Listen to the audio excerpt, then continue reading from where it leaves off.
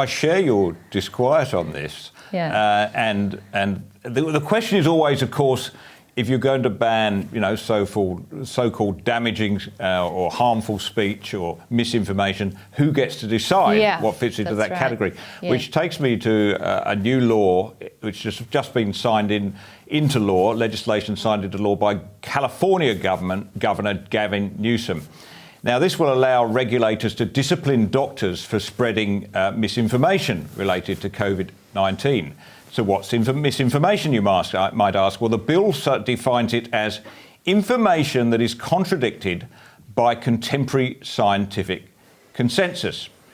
Now, Claire, if my doctor was to diagnose me with a certain condition, let's hope not, and propose a certain form of treatment, it'd surely be wise for me to seek a second medical opinion. But if you take this bill at its word, in the state of California, I can only have access to one opinion, the consensus opinion.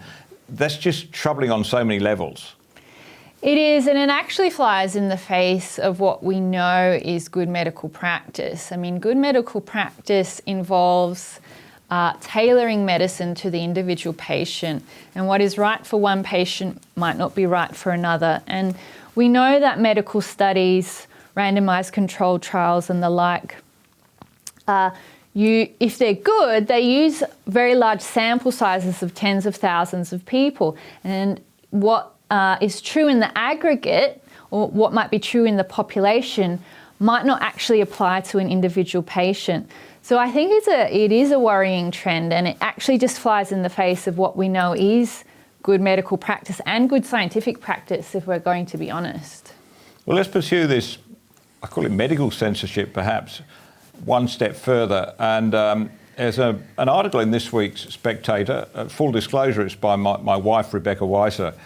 But when she told me about the subject matter, I was frankly astounded. So as we know, social media, Twitter and so forth, have been deliberately censoring, this misinformation, however you define it, on COVID, right? You write something that doesn't agree, or they think it doesn't agree, and you get taken down. Well, there actually has been a serious amount of serious discussion, scientific discussion, as you'd expect, between medical professionals, senior doctors, discussing the details or what might be causing what, or what can we do to stop it. Now, that's what you expect with any medical issue.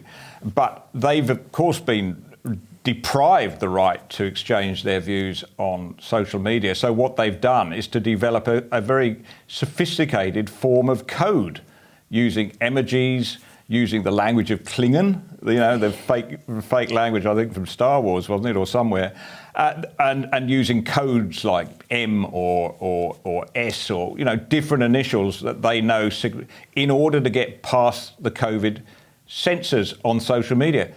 I just think, well, this is something that 5 years ago I would have thought would only exist in totalitarian nations, but here it is now, and I think it's bad, don't you? Yeah, look, to be honest, I'm unaware of this story, and I can't offer any special insight into using code on social media. You're not fluent in Klingon, I take it. No, I'm not fluent, no.